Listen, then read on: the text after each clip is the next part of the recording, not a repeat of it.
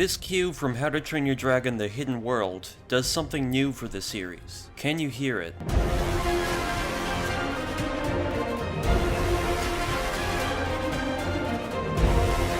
And if it's a little overwhelming, that's okay, because I have a cheat sheet to explain how it works. But here's the background for the cue.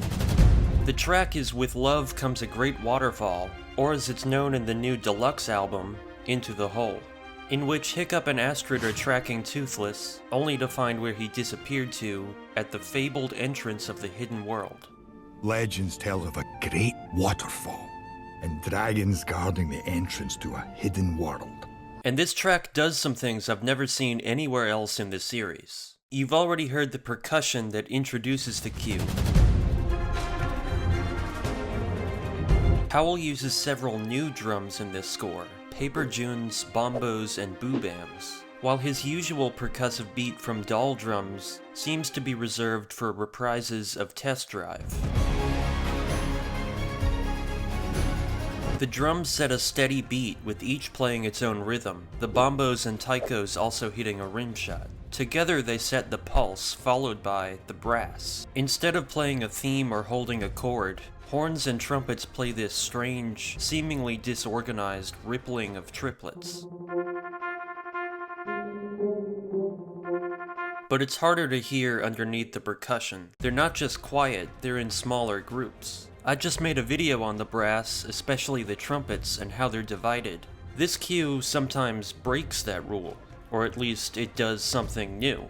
Here the 6 horns are in 3 pairs, while the 4 trumpets are each solo. They start at different times, creating this unique ripple effect. But the strings are the only ones to get the melody, the fate motif that's woven throughout the score to punctuate dramatic changes. Only this time, presentation of the motif has changed. It doesn't fit cleanly in 1 or 2 measures.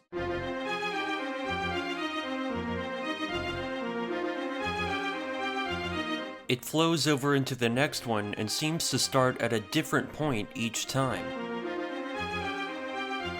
while the brass and percussion stay the same, repeating in each measure, so they align differently with the strings each time.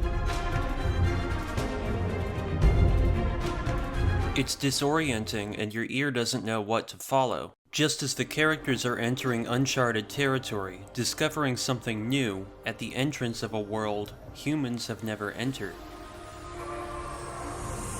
Here's the thing about the fate motif. Tim Rodier from Omni Music Publishing told me he thinks the graphic in the scorebook is wrong. This is the graphic we used for the book, but if you read throughout, it never appears in 5/4 and triplets. In this cue, it's in 6/4 and 16ths. Maybe it was an early version, but it's what we were given. It's what I placed in the book and used to write about the motif. Here's how the fate motif is introduced in the track Mysterious Creature.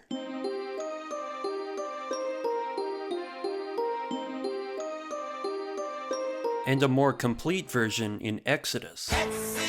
Not that one, this one.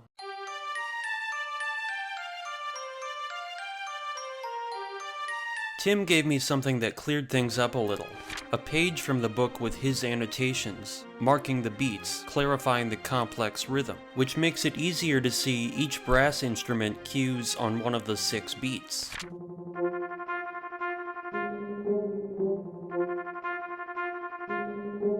While the strings are in 15 pairs of 16th notes, so instead of the motif repeating every 1 or 2 bars, it repeats every 5. That count is easier to find when the low brass chords come in, which after the quiet start is somehow the loudest thing you've ever heard. Woodwinds pick up the fate motif as the violins jump up an octave. Everything is louder here as Hiccup and Astrid approach the waterfall.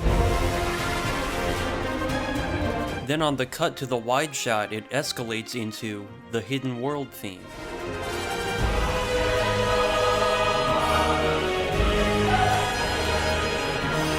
The fate motif is dropped, replaced with this riff, those instruments interplaying with each other. Flute 1 plays this line, flute 2 plays this one, so it feels like one continuous line. But you might not hear that beneath the roaring brass and choir. Trumpet 4 plays separately from the chords of the other 3, echoing the horns instead, for reasons explained again in this video. The choir enters with a hidden message. A friend of the channel sent these translated lyrics that may or may not be accurate.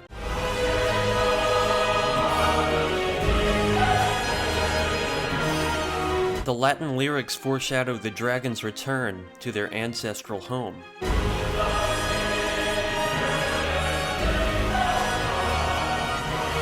The horns and trumpets join the choir for the final part of the Hidden World theme.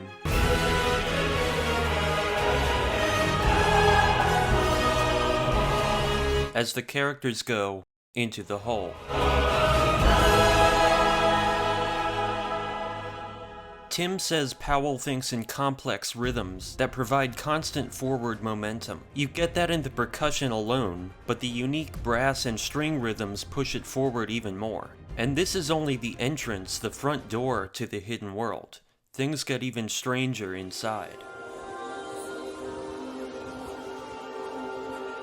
At this point, many have analyzed the How to Train Your Dragon scores, and yet no one seems to call the main themes by the same names or have the same ideas about them. Which is why Andrew Meredith made this video on the topic, with me as a guest to explain the Viking theme. Thanks for watching.